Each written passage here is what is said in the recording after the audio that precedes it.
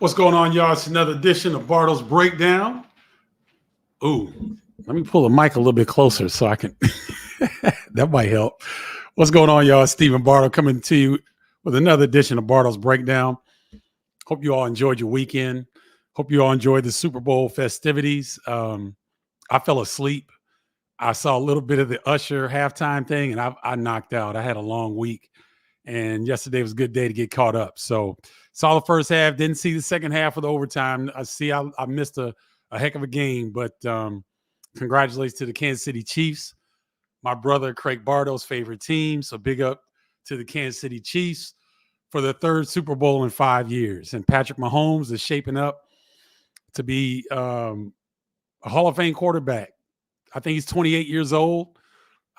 With the technology in medicine and sports right now, he could probably have a run similar to what we've seen with Tom Brady. So big ups to the Kansas City Chiefs. Now it's time to really get in. Well, we've been in college basketball from day one. You'll see a lot of people start to come into now starting to pay attention that are kind of, fair weather fans. But, we've been in it from day one. So thanks for tuning in, checking out Bardo's Breakdown. You're watching number one basketball show covering Big Ten. Let me get the something out of the way here. Look, I've got a really nice guide. It's the Triple Threat, Stephen Bardo's Guide to Basketball Terminology. Go to bardostribe.com, BARDS tribe.com to get your free copy. It's free, y'all. It's like free money. And it's a nice guide to show you how I use hip hop and jazz to describe some of the things that I'm describing during the game. So when you hear me say these little things, people who are from my era that are hip hop and jazz enthusiasts, they know exactly what I'm saying. You will too once you get this guide. So go to bardostribe.com to get your free copy. You can join the tribe, the inner circle that is Bardo's Breakdown. You can text me 312-847-2739. Again, that's 312-847-2739. All right, let's get into it. Player of the week, Chi-Town's finest, Chicago Simeon graduate, was supposed to be at the University of Illinois this year, but he ends up at Rutgers. This is his third game against Wisconsin. He had an outstanding game. Hold on. Let me pull this up here. There we go. Pull that banner down. So Jeremiah Williams, 18 points, 5 rebounds, 7 assists. That was against, I believe that was Wisconsin. Then he had a heck of a game, hit the game winner against at Maryland for Rutgers to win at Maryland. Rutgers, ladies and gentlemen, is a team that nobody wants to see right now. This young man has really changed what Rutgers is doing. He was at Illinois. And then the athletic director, Josh Whitman, made a decision that any college athlete who was involved with the betting scandal that took down a lot of athletes over in the state of Iowa, if you were underage gambling, he wanted no parts of you. So Jeremiah Williams was supposed to be in an Illinois jersey this year, but Josh Whitman made the decision to go away from Jeremiah to not allow any players that got caught up in the gambling situation. So he ends up at Rutgers, was going to have to sit out. A New Jersey judge gave him an injunction and said that I don't know quite what the ruling was, but allowed him to become immediately eligible. And the last 3 games have all been Rutgers wins, and he's been electric in those games. So watch out for Jeremiah Williams of Rutgers, Big Ten Player of the Week. Big Ten Freshman of the Week sounds like a broken record. It is Owen Freeman once again of Iowa. This young man, I believe he's coming up on a record. If he may have tied the record this time, but I think if he gets another one, he will beat Jared Sullinger of Ohio State. I think Jared had 10. I believe this is Owen's 10th Big Ten Freshman of the Week honors. He's just been outstanding. You see his numbers been consistent. He's a very good athlete with a high motor, stays in his game, but he's a tenacious rebounder, gets to the rim. He loves to dunk on people. Owen Freeman, big ups. Once again, people were talking Cam Christie because Cam Christie got last week's Big Ten Freshman of the Week. He's been playing very well with Minnesota. Did not have a good game against Iowa. Owen Freeman put in work against Minnesota in an unbelievable – I don't know if you guys saw that. Minnesota yesterday was up 20 in the second half, and Iowa comes back to beat them 90-85. Another crushing loss for the Minnesota Gophers. If you take the Missouri game that they gave up a double-digit lead at the barn in Williams Arena, they lost that game, a 1-point game to Missouri. This game, a 20-point lead at Iowa, and they lose 90-85. If Minnesota cannot find their way to the NCAA tournament, those two games will be the reason why. Just a crushing loss and a heck of a comeback win for the Iowa Hawkeyes. All right, let's move on to some of the stuff that happened this past week that I think are important. Purdue crushes Indiana. I think they were up 30 in this game at one point. 79-59 does not show the dominance that the Boilers had over the Hoosiers in this game. Zach Edey was his dominant self, 26 points, 13 rebounds, and 4 blocks. And Braden Smith had an outstanding game, 19 points, 9 rebounds, 4 assists, and 4 steals. And I know that people were upset from Indiana. CJ Gunn led the Hoosiers with 13 points. Khalil Ware was a non-factor. Malik Renew struggled most of the game. I think he was 4-13 from the field. He barely got to double figures. I think Mbako may have gotten 10 points, but that was it. And so when CJ Gunn is your leading scorer, Indiana's not in a good place. I didn't expect him to beat Indiana, but I didn't expect the Hoosiers to go into Mackey Arena and beat the Boilers, but I expected a more competitive game than what we got. And I understand Hoosiers fans are very upset. This is the first time in 50 years, 60 years that Purdue has beaten Indiana twice by 20 points or more. So I think that's what has the Hoosiers fans up in arms a little bit more than anything else. It's not that they were beaten by Purdue, but the way that they've been beaten 2 times is a little bit upsetting. But Purdue's a juggernaut. I think UConn and Purdue have separated themselves as clearly the 2 best teams in college basketball, with maybe Arizona or Houston having something to say about that as well. But Purdue, the Boilermakers, have been outstanding. They seem to be getting better as the season goes along. And it'll be interesting to see if they can keep up this high level of play the rest of the way, because it doesn't look like anyone, including the Illini, will catch them. Let me pull up the Big Ten standings really quickly, just to give you guys a sense of how far out ahead Purdue is right now. Purdue is 11-2. Illinois is second at 8-4. Wisconsin and Northwestern tied at third, 8-5. Michigan State now at fourth at 7-6. Minnesota, with that devastating loss, at 6-6. Would have been 7-5, would have been in sole possession of fourth place. And then the Huskers at 7-7, and everyone else at 6-7 and below. And so Purdue at 11-2 have Minnesota coming to their place this week, and then they got to go to Ohio State. They have Rutgers coming to their place. They go to Michigan. They have Michigan State coming to their place. They go to Illinois March 5th, and then they end the regular season hosting Wisconsin. So that's a nice, challenging schedule down the stretch. I don't know if they'll go undefeated, but boy, they sure do look good right now, just playing extremely well. This was a shocker. Wisconsin coming in on a 3-game losing streak. I thought they would show better based on the fact that Chucky Hepburn, Tyler Wall, Stephen Crowell, those guys had been to Rutgers before. They knew what they were getting ready to see. And they started the game in poor fashion. Rutgers went up 11-2, I believe, and never really looked back. AJ Storr was scoring, but then they kind of cut his water off, and it was a wrap after that. Jeremiah Williams was outstanding once again, 18.7 assists, 5 rebounds. He lived in the paint against the Badgers, who just defensively were a sieve.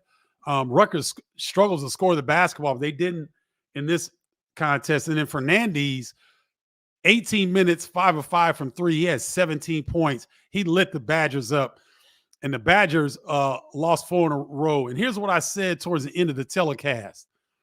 I reminded Badgers fans, don't push the panic button yet. Any of you Badgers fans that are listening right now, don't push the panic button, because in their Final Four run, when Frank Kaminsky was on the squad, they lost 5 of 6 in a stretch similar to this time period in February, and they still got to the Final Four. So, and Greg Gard was on that staff. He was on Bo Ryan's staff when that took place. So Greg Gard has been through something like this. He knows how to pull the team out. He's got enough veterans on that ball club to figure out what the issue is.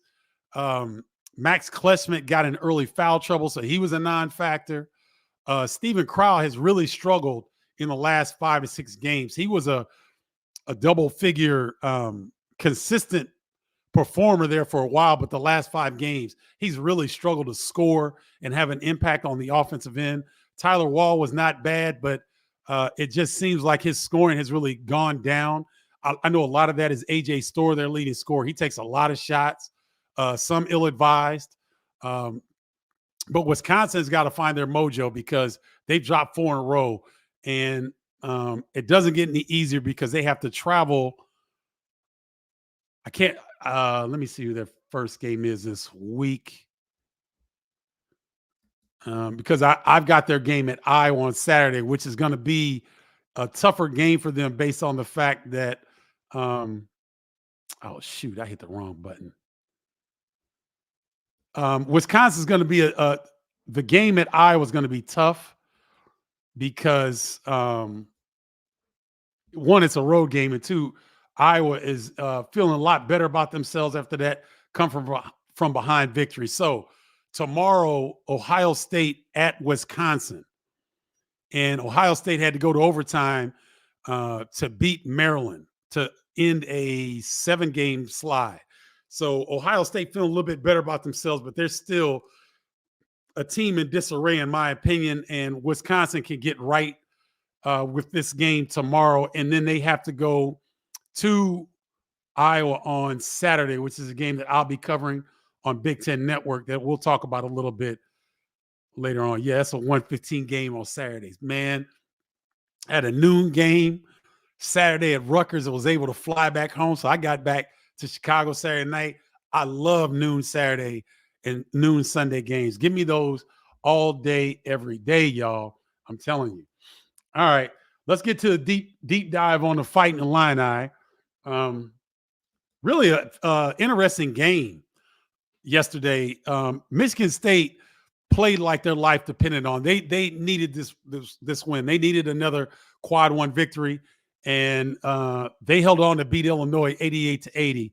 Outstanding game both ways. Illinois played well, and then they didn't play well down the stretch. Michigan State was kind of going back and forth. We're trailing the Illini by 8 with 7 minutes left, and they found a way to get it done. They closed on a 24-5 run to close the game. A.J. Hoggard was a grown-ass man. He and Malik Hall were grown-ass men. Tyson Walker had 19 as well. But Hoggard and Hall down the stretch, they did one of these, and they pointed to their guns because their guns were bigger than the Illini down the stretch. They made every play. Hoggard got a key steal. Tyson Walker got a steal. Then Hoggard came right back and got another steal, and it was off to the races. And so you tip your hat to the Spartans because, again, their home crowd knew they needed the game. It was a whiteout, so they had white towels. It looked great on television. I know it was an intimidating environment because I've seen the Breslin Center like that. And I tell you guys, the Illini did not play poorly. They didn't. They were 11 for 30 from the 3. And to me, they get in trouble when they shoot too many threes. To me, that's too many threes. Underwood likes them to shoot that many.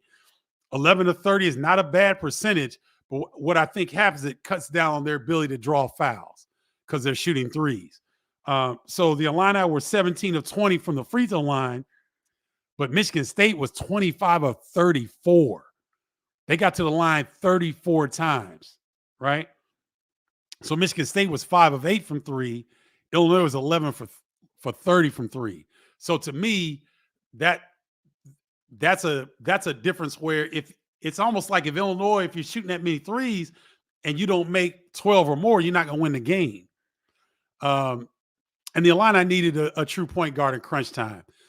Guys, I know this is a very talented Illinois team. Tom Izzo at Michigan State thinks this Illinois team is the most talented in the Big Ten. I tend to agree with him from top to bottom, but they still need point guard play. And Marcus Domask, as good as he's been, in those crunch time situations when you're telegraphing where you're going to throw the basketball, that's not going to help. And Michigan State has the athletes that Illinois is going to see in the NCAA tournament. Those are the type of athletes that you'll see in the tournament.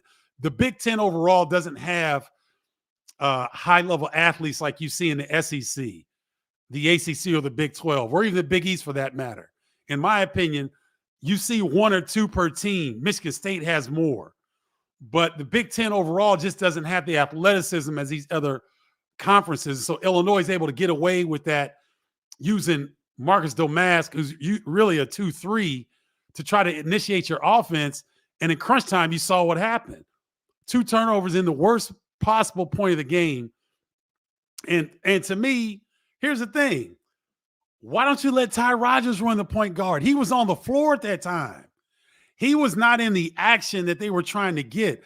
They were simply putting, if it was Guerrier and Shannon in the game, they would put Guerrier and Shannon away from the basket on the weak side. They'd lift them.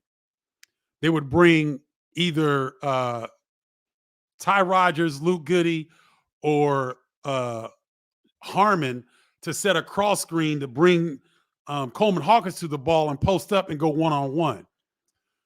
Well, if Ty Rodgers is in the game, why don't you let him bring the ball up and initiate the offense at least? Because any good defensive player, I'd eat Marcus Domask up. I don't know why more Big Ten teams don't pressure him full court. Every time he gets the basketball, I don't know why they don't pressure him. Because he's a security ball handler. That's fine. But he's being asked to do something that he does not know how to do. When the game is on the line and you're a point guard, if Hogard is shading towards where you're trying to pass the ball, you make one dribble, you plant your foot, you cross, and you go. You break the play because he's playing the play. That's what a point guard does. But a 2 or 3 guy doesn't understand the subtleties of what a point guard does under pressure in crunch time. That's not Marcus's fault, right? But the way that Illinois is playing, I'd like to see Ty Rodgers in that situation. Let him initiate the offense. And if he's going to be on the floor, let him initiate the offense. If he's not, then you got to find another way, because making Marcus Domask make these decisions, and you still want him to score, but he's got to bring it up. He's got to make a entry pass against duress. It came back to bite him, right? With these less athletic Big Ten teams, it doesn't matter because they don't have the ability to pressure him and go for the steal. But Michigan State has the athletes to get up under you a little bit and make you uncomfortable and pressure you. So that I saw that. Luke Goody, ladies and gentlemen, he did his best. I give him all the credit in the world. But defensively, he is a liability in the second half. I'll show you why. There was a play with 14 minutes left. This is when Michigan State was starting to make their run to get back in the game. Luke Goody scouted it perfectly, but he still didn't get high on the screen and make Hogard stay left. He let Hogard turn the corner. He gets downhill, gets an and one. That's when the Spartans start coming back. Because of Guerrier's foul trouble, Underwood puts Goody on Malik Hall. Why would you do that? What? Malik Hall is one of these guys, if he hits his first 2 or 3 shots, he's going to be good. He was rolling. He only missed 2 shots he only took 9 shots. And he ended up with 20. Let me see. How many did Malik Hall end up with? Malik Hall ended up with 22 points on 9 shots. So he was rolling. But why do you put Luke Goody on Malik Hall? And then this is the killer. Brad Underwood does not like to double the post. When you're that stubborn and you don't adjust to what the game calls for, you get your ass beat. You're expecting Luke Goody to guard Malik Hall in a game when Michigan State needs it the most. You think Luke Goody's going to guard Malik Hall one-on-one? Come on now. You're putting Goody in a tough position. He can't be in that position. You can't put him in that position. He couldn't guard Hogard. Then you put him on Hall, and they went right at him against Hall. So Luke Goody, bless his heart, but he's a defensive liability. He can shoot the three. He can rebound pretty well from the wing position. But defensively, that slight, I mean, he was right there against Hogard. He read the play. You got to get up on top of the screen. He was a step late. He couldn't get on top. Hogard turns the corner, gets an and one, and then Michigan State is rolling. It only takes a little bit to lose a game on the road. There's a couple of different things that took place where Illinois had a chance to win that game. But when you don't have point guard play down the stretch and you start getting pressured by athletic teams, those costly turnovers cost you the game. But aside from that, I thought the Illini played very, very well. Quincy Guerrier has been non-existent in the last 5 games. He got in foul trouble early and was ineffective. I don't know what Quincy has to do in this game tomorrow against Michigan. And a lot of people think, oh, it's Michigan. Michigan beat Wisconsin. All right. Now they got blasted at Nebraska on the road. They don't have Doug McDaniel. And so they'll go with Jalen Llewellyn at the point guard position. Doug McDaniel is still serving the 6 road game suspension. Don't ask me why it's just road games. Ask University of Michigan, because that's just what Michigan does. But he's still serving a road suspension, so he won't be available for tomorrow. So Jalen Llewellyn will be the point guard for Michigan. And I'm imagining Guerrier would be on Olivier or Olivier Kamwa, or he might be Terrence Reed Jr. I'm not sure, but whoever he guards, if they score on you, man, let them go, because Quincy's presence on the floor when he's aggressive is desperately needed by the Illini down the stretch. You don't want Luke Goody trying to guard 4s in the post, or guards or wings that have some quickness, because he just one-on-one, he's just not there. That's not his strength. Quincy Guerrier needs to be on the floor. All right. So whatever they need to do to keep him out of foul trouble tomorrow and moving forward for the rest of the season, Quincy Guerrier needs to stay out of foul trouble, because when he's not in the game, when he's ineffective, his energy, his presence, his veteran poise is missing from the Illini on the floor again. Coleman Hawkins balled out. Terrence Shannon was electric and outstanding. I thought Marcus played pretty good. I thought Ty Rodgers had a good game. The Illini didn't play poorly. It's just there's certain things that Brad Underwood does not do. He does not double the post. If you don't double the post, Malik Hall killed you down the stretch. Simple as that. If you don't get Nicolo Moretti, or you put Ty Rodgers in the position to initiate the offense, and you got Marcus Damash, the same thing happened in Tennessee. Zakai Ziegler looked at the Illinois bench one time when he was dogging Domask. He got a steal and they got a dunk and turned the game around.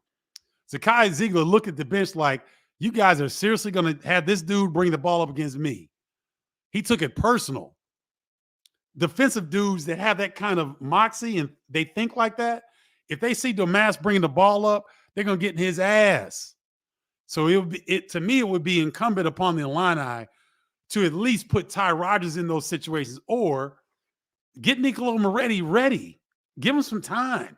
Throw him in the game in the first half. See what he does, and then throw him in the game in the second half. So at least if he needs to come in down the stretch, you got a feel for it. Maybe he can't guard defensively. I don't know. Maybe Brad Underwood's not happy with what he's doing on the defensive side. Maybe he doesn't have a lot of confidence in him. I don't know.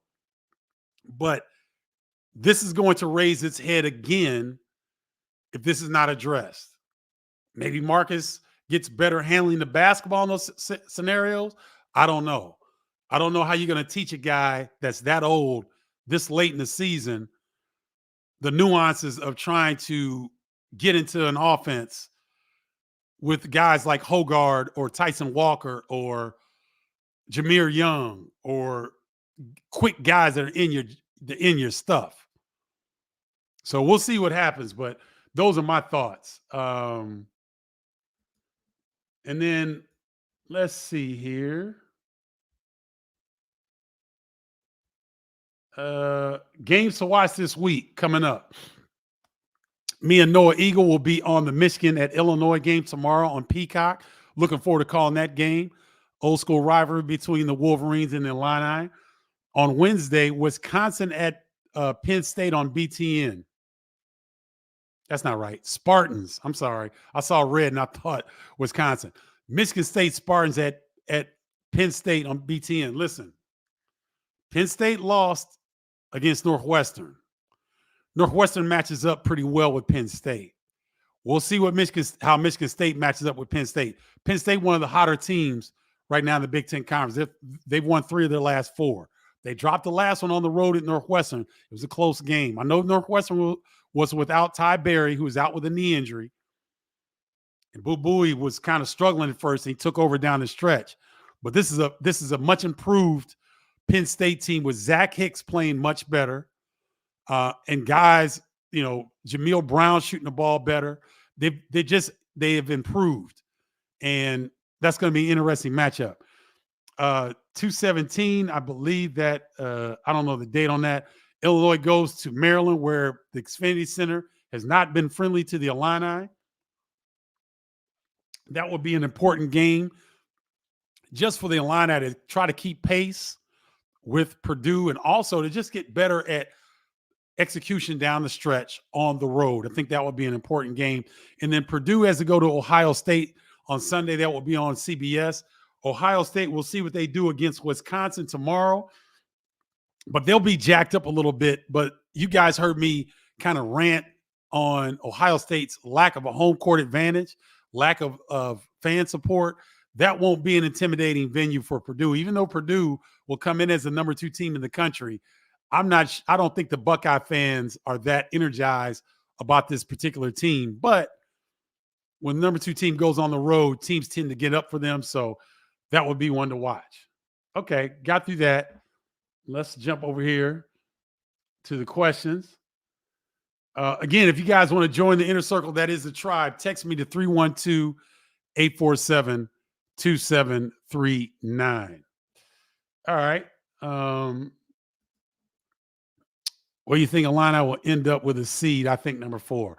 I don't talk about seeds because it's too much stuff, and it doesn't matter. It's too many games, too many things ahead. Bardo, do you think Brad's stubbornness gets in his way of making decisions? Yes, I do, Jeffrey. And it's hopefully it doesn't come back to bite them, but I saw a little bit of it against Michigan State. They just don't double the post.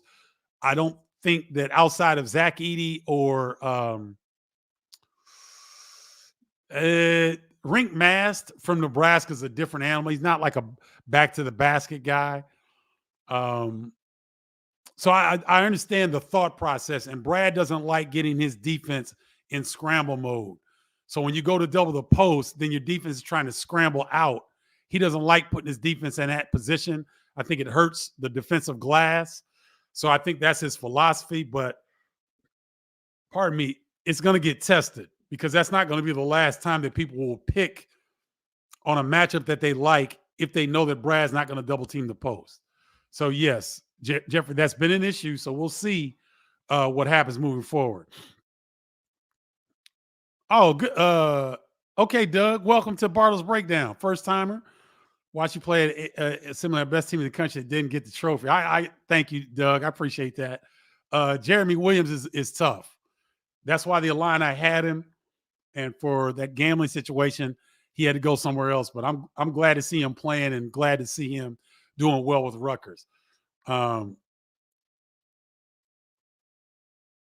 With the Flying Illini, who would have won a one-on-one basketball tournament with the player? Nick Anderson.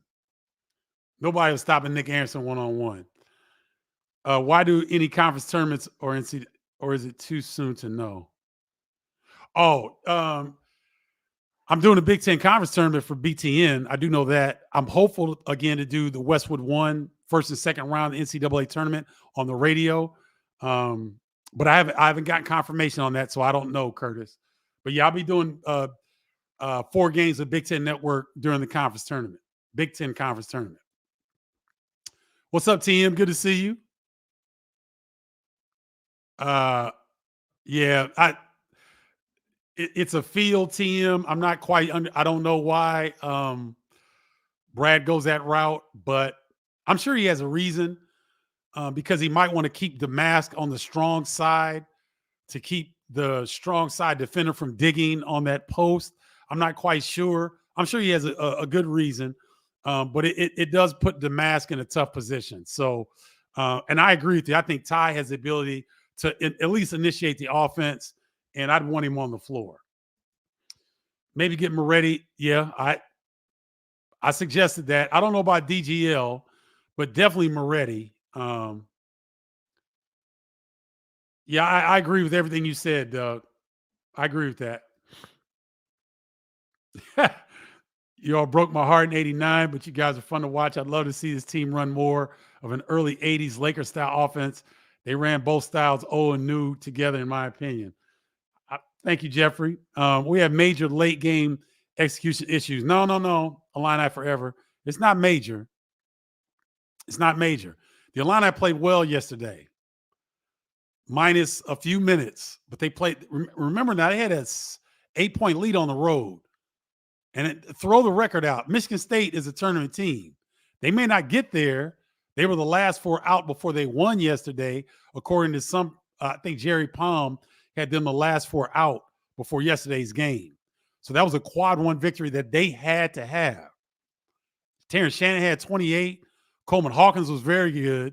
I thought the Mass played well, except for that crucial turnover down the stretch. But no, they didn't. They don't have major late game execution issues.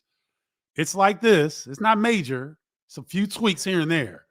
We were up 8 with 5 left, and then turned into a blowout. It wasn't a blowout, Illini forever. But I hear what you're saying.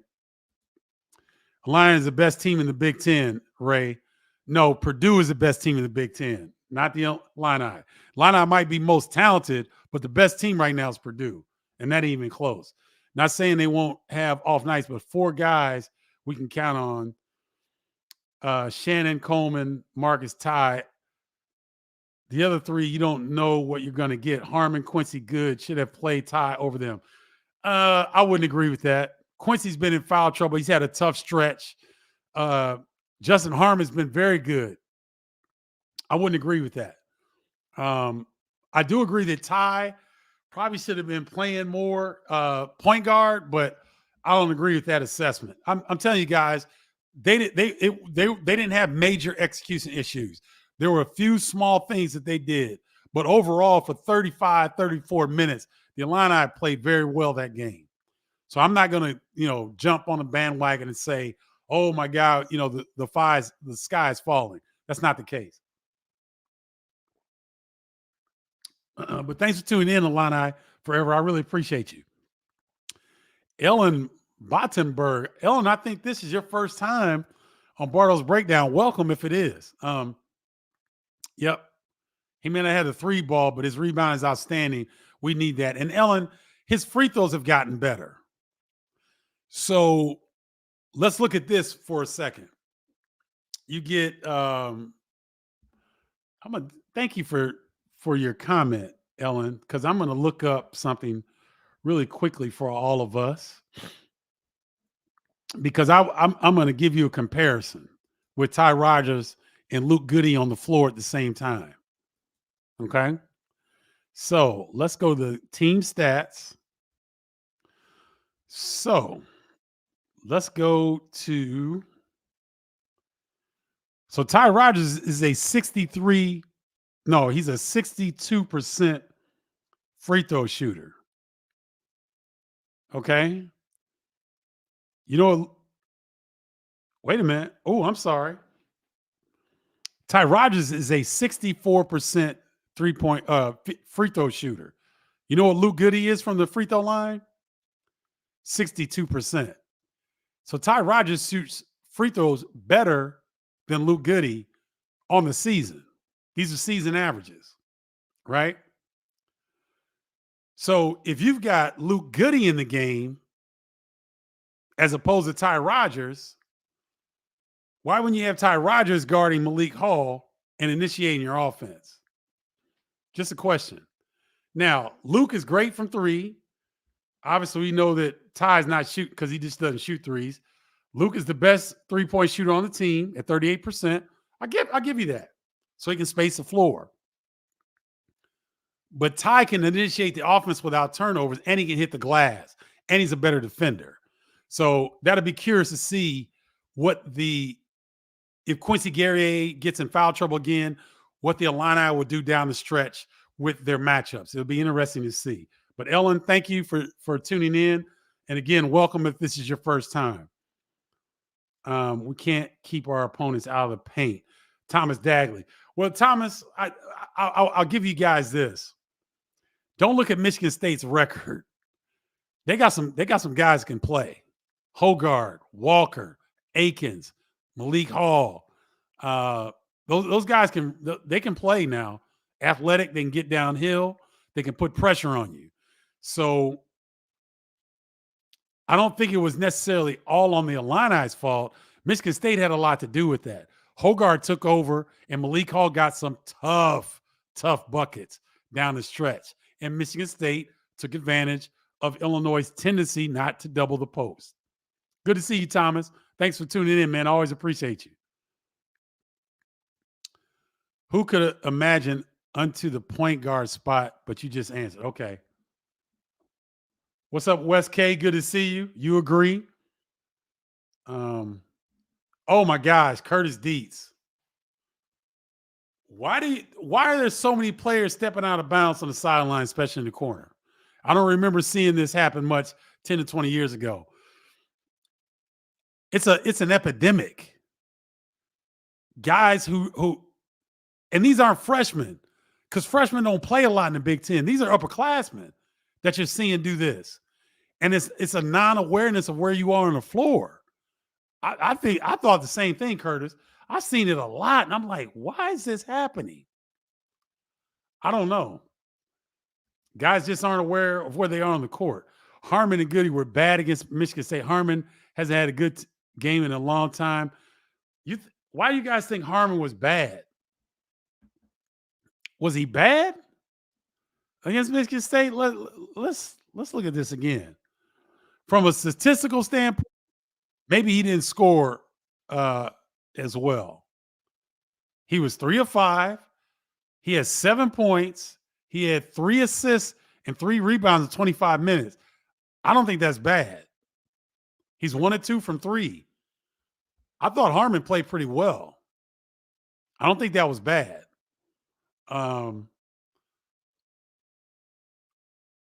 Goody made some threes at times, but he wasn't good at all the other night. Why is he missing so many free throws? That's a good question. Ryan Langborg at Northwestern, one of the best three-point shooters in the Big Ten, he shoots 65% from the free throw line. There are a lot of guys that shoot the ball well from the perimeter, but struggle from the free throw line. It's a mental thing more than anything, in my opinion. It's mental and it's repetition. Do you have a good routine?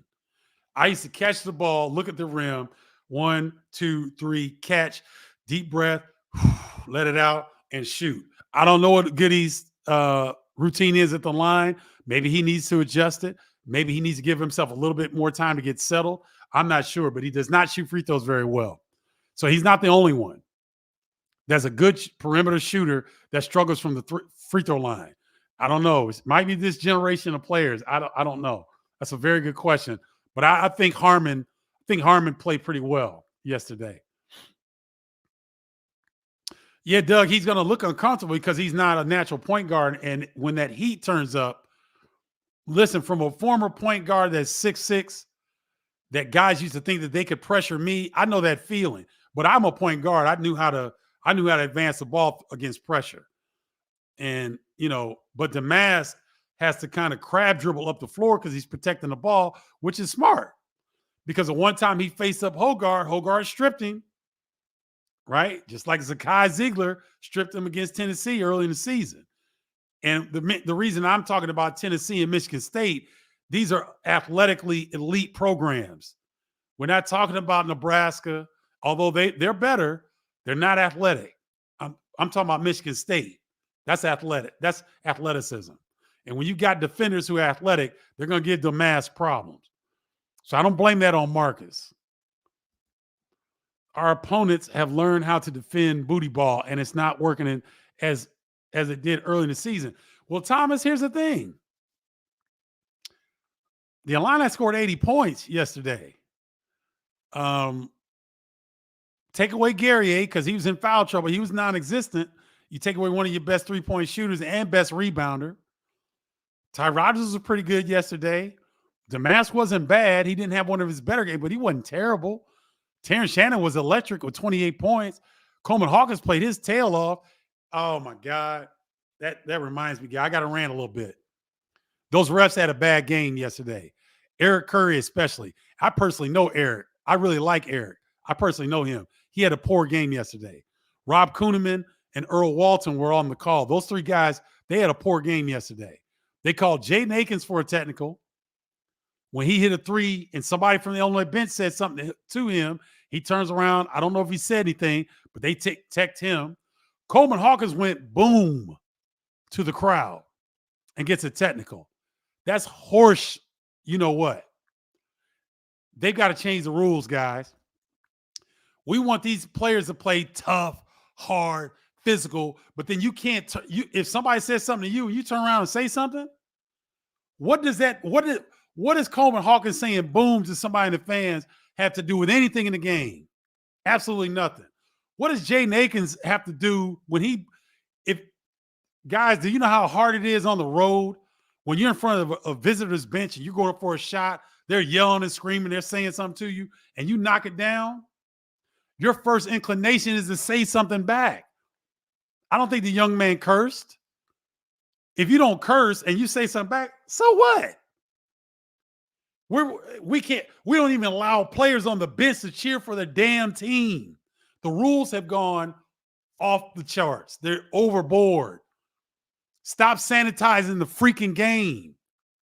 You're taking all the emotion out of the game. Coleman Hawkins is an emotional player.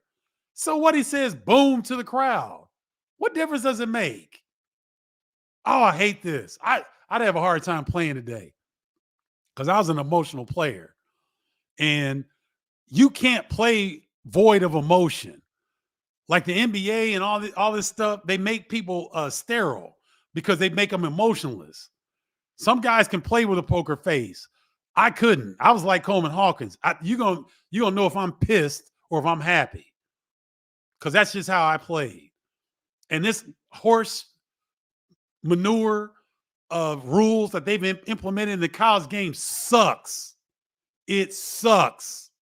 It's freaking terrible. Don't get me started. Sorry, y'all. I had to rant.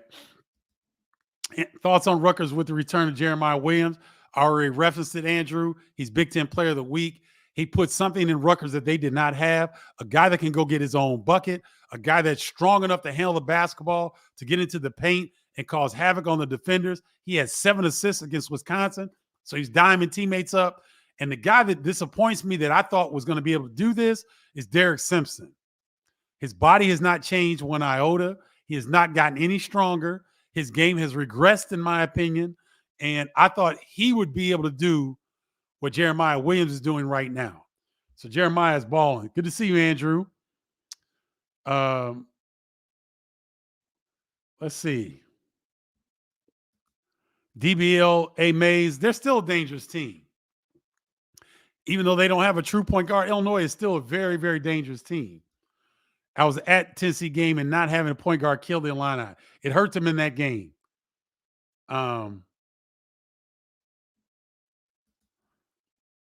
Goody made some threes here and there, but no good against MSU on both ends. Not just D. Why is he missing so many free throws? Harmon, I disagree with y'all. Harmon was not bad. I thought Harmon was pretty good. He's 3 of 5 from the field, 1 of 2 from 3. He had 1 turnover in the game. I don't think he was that bad. He's struggled. I don't quite know what I know it was foul trouble yesterday. I don't know. I don't quite understand what's going on, but he's had some issues the last 5 games. Oh, wow. Jeffrey Corduroy. Rumors out of St. Louis is St. Louis University is going to fire Travis Ford and hire Bruce Weber in the offseason. Do you think Weber still has some gas in the tank? Of course. If he wants to coach, I love Bruce Weber in studio. So I would hope that he would stay with the Big Ten Network and stay with us in studio because he's outstanding to listen to. Think about it, guys. We've got Rayfeld Davis, who's become a star, excellent in studio. We've got Hall of Fame Mike DeCourcy, enough said, excellent in studio. John Beeline, excellent in studio, and Bruce Weber. So we've got Bruce Weber and John Beeline in studio. I'm selfish. I don't want Bruce to go to St. Louis U. Now it makes sense because Bruce lives in St. Louis. He's got a place in St. Louis because his daughter and 2 of his granddaughters, I believe, are there. 2 of his grandchildren, I believe, are there. So he and Megan, his wife, have a place in St. Louis that he commutes to back and forth. He's got a place in Florida as well, but St. Louis would make some sense based on where his family is located, where he's got a place. And I haven't heard of Travis Ford being relieved of his duties at St. Louis, but Bruce Weber would be a heck of a hire at that level. He would be a heck of a hire for St. Louis University. So thank you for that tip, Jeffrey. Really appreciate you and appreciate you tuning in. Thank you. Boiler up. Your boiler's looking good, Michael Hogue. Now, I said this earlier. I don't think Wisconsin's in a free fall. We've seen this before, and they lost 5 of 6 in February. In the Final Four season that they had in 2014, 2015, I believe, they lost 5 of 6 in Big Ten play in the month of February, and they rallied to get to the Final Four. Don't panic. They're not in a free fall. Greg Gard will get them right. That team is too talented and too veteran not to. Yeah, I feel the same way. A lot of people are talking about the frustration with Brad and his stubbornness. And I think we're all in agreement with that. Gary Robertson, what do you think about the technicals called on Hawkins and Akins? I think they're horse manure. Thought it was pretty weak for Big Ten ball. I agree. I think the officials are doing what they're tasked to do. I still think it's quick, though. Did either of the players curse? I know Coleman didn't. I don't think Akins did. Maybe he did. I don't know. But I don't like the rule. I just don't. I think it's horse manure. Can I say that on national television tomorrow? Horse manure? I think I can. But I'm gonna have a point in that game because we'll get something along those lines, and I'll have a chance to vent a little bit. Very few in-game adjustments as usual. Okay. Okay. Bob says, unlike the last 2 years, we haven't seen Purdue peak yet. I tend to agree. The way they toyed with IU the second half showed me this team is loose, having fun. Yes, they are. Give Lance Jones love for his contagious joy. He has brought some love to that and excitement and emotion. I agree.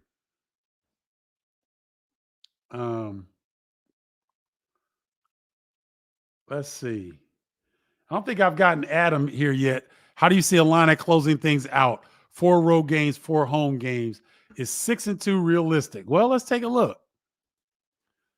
Because I believe Ken Palm had Illinois winning every game but one. Every one of their remaining games except for one. So they got Michigan at home. They're favored. They're favored at Maryland. That's going to be a tough one. At Penn State's going to be tough as well. That's going to be a heck of a game. Then they host Iowa. They host Minnesota. They got to go to Wisconsin, which is tough. Then they host Purdue, which is tough. And then they finish at Iowa. So the Illini, their 4 road games are not gimmies at all. Maryland, where they have not had a lot of success. At Penn State, who's playing as well as anybody in the conference. At Wisconsin, which will probably have righted the ship by that point. And then at Iowa, Iowa's always tough at home. So 6-2 is realistic, Adam. It's definitely realistic. But we'll see if they can if they get in those crunch time situations in the second half. Let's see how they do, because they got 4 opportunities on the road to see how they close down the stretch. What's up, Ryan? Thank you, sir. Why do our out-of-bounds plays look basic? That's a good question. I don't know that the Illini score as effectively as some of the other Big Ten teams in out-of-bounds situations.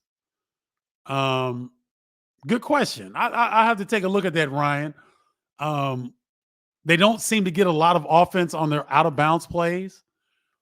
I'll make sure I watch that tomorrow night. But thank you for that, Ryan. That's interesting.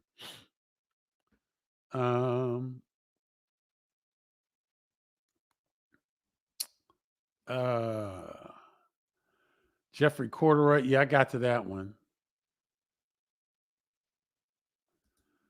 What's up, Bo Singer? IU got beat by 20 by Purdue. Do you think they will have to win the Big Ten tournament to make the NCAA? Keep in mind, IU has never won a Big Ten tournament. Let's see. Illinois, or let's go to Indiana and see what they have remaining. So Indiana's 12-8.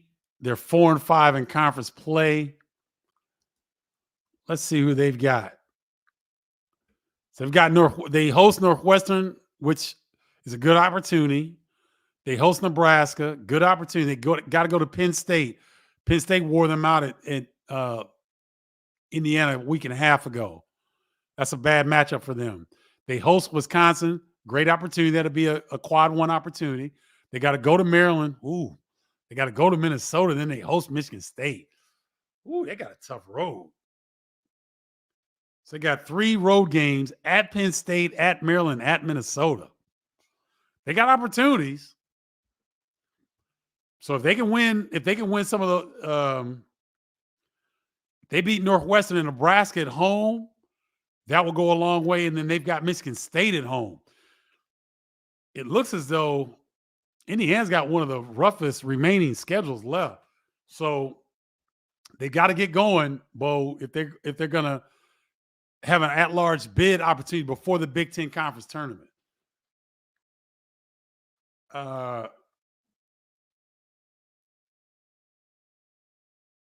Let's see. No, Doug, they're fine. The Illini are fine. They've got a very, very talented team. They didn't win yesterday. I don't know that we'd be discussing Brad's lack of adjustments or Luke Goody or Harmon. I don't think we'd be talking about that if they close out the win. Deuces, thank you. It's not just college basketball, ladies. It's society. We just gotten really soft. Charmin tissue paper soft. I don't know if it'll go the other way, but it's a shame because you see some of these things and I think it hurts the game. Curtis, yes, players can really improve during the season if they put the time in. Not the time with the team. You got to have extra time yourself. Like Terrence does when he gets up at 4:30 in the morning. That's how you get better throughout the year. You got to carve out some time to get in the gym and work on whatever it is you need to work on. But yes, players can get better during the season.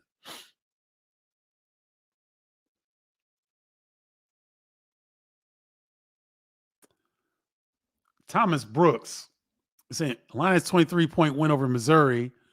Their defense was ranked 19th. Now it's 105th with points in the paint margin for Northwestern, Michigan State, Maryland, Tennessee. Illinois favorite. How does this team get back? I don't quite understand that one, Thomas. Michael Hogue. Sometimes that happens in conference play. You got to remember when you're in conference play, these teams know you very well. So they had to go to Nebraska that started this 4-game slide, right? They went to Nebraska. They lost by 8. No shame in that. Nebraska's a tournament team right now. They host Purdue and they lose by 6. It was a really tough game. No shame in that. They go to Michigan, and that was the head scratcher. They allowed Michigan to have a lot of confidence. They got in the second half. They were down. They closed. Michigan held on. So it's a tough road loss. And then at Rutgers, they just got jumped. They weren't ready to play. So I don't have any shame in at Nebraska and home to Purdue. But at Michigan was a head scratcher, and then at Rutgers, they got jumped. So they have a chance to right the ship with Ohio State coming home tomorrow, and then they have to go to Iowa. Those are 2 winnable games for Wisconsin. So I would expect them to win at least one of those. All right. Yes, Raphael has become a star. And can you believe Dan Dawkins was talking ish to him on Twitter, and Raphael's responding? So I sent Raphael a text, and I'll share it with you guys because I love the fact that you all have tuned in. I'll give you some behind-the-scenes stuff. I share with Raphael Davis that Dan Dawkins went at my dad and my brother on his national radio show.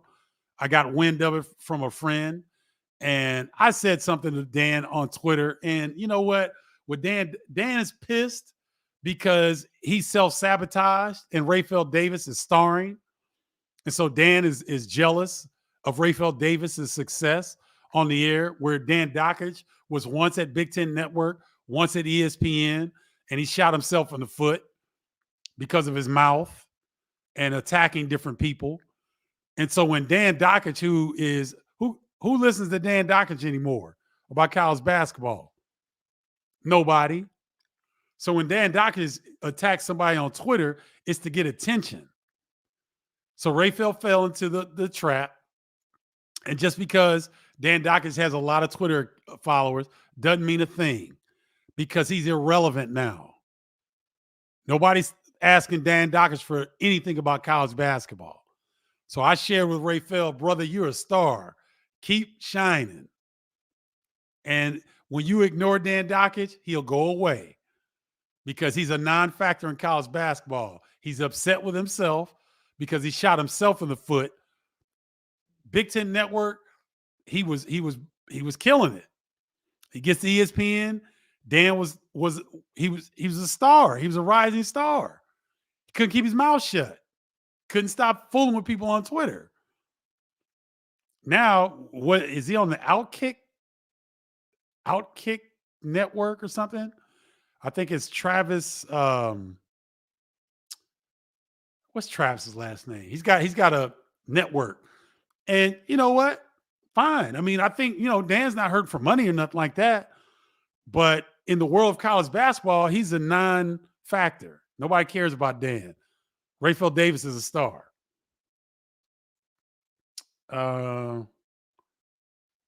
Let's see. Best player on the 89 team was Nick Anderson. Kenny Battle was a fan favorite, but Nick Anderson was the best player.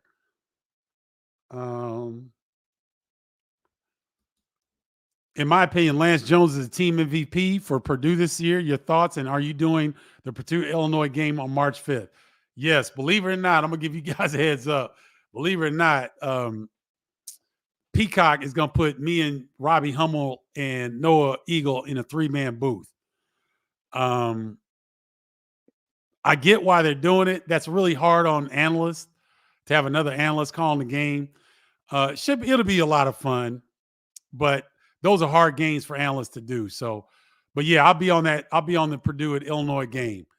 And can you believe I haven't called a Purdue game all season? That'll be the first game I do calling Purdue.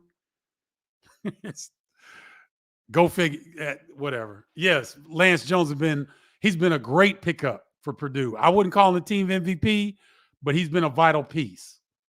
Definitely been a vital piece.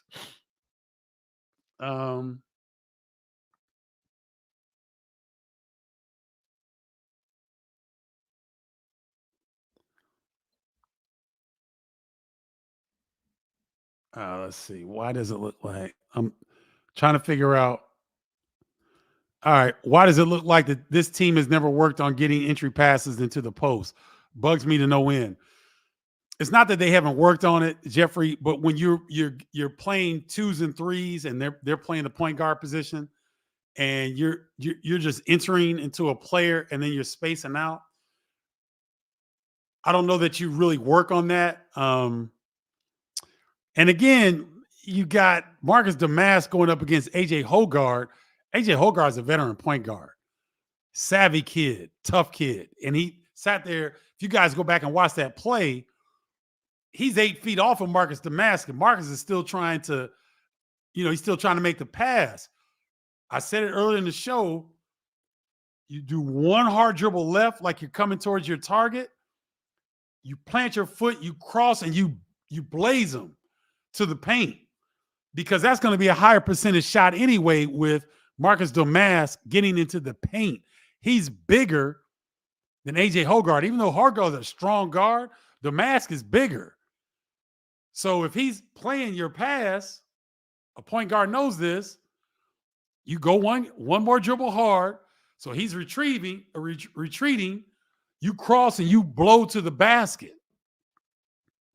That's what you do. But a point guard knows that. Marcus Damas doesn't have that feel. Oh, it's on Clay Travis' network, Outkick Network. So good. Dan's got his show. Great. He's doing his thing. He needs to leave people alone.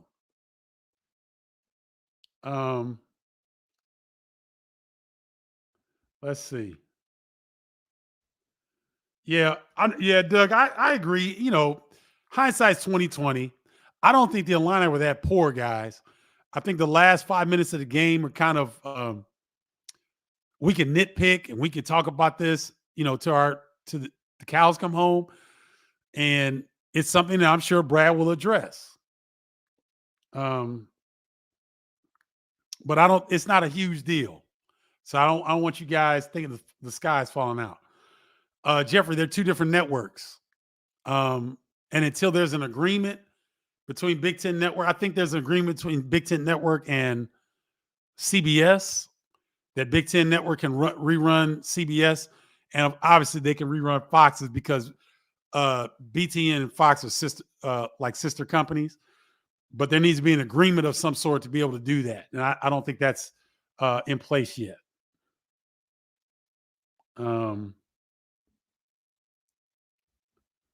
Yeah, Michael Hogue, there you go. All right. Once again, guys, if you want to join the tribe, text me 312-847-2739.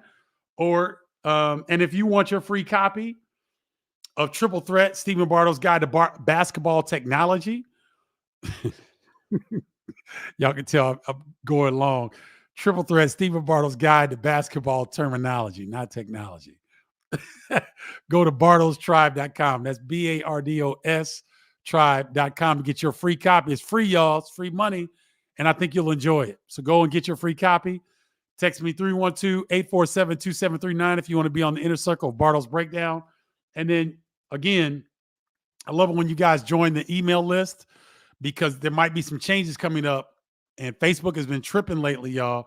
So make sure you join my email list because I might be making some changes. I don't want to lose you all. So you can go to bardostribe.com, BARDS tribe.com. There's a pop-up window that comes up. Get your free guide to Triple Threat. Put your email in. As simple as that. I don't blow you up.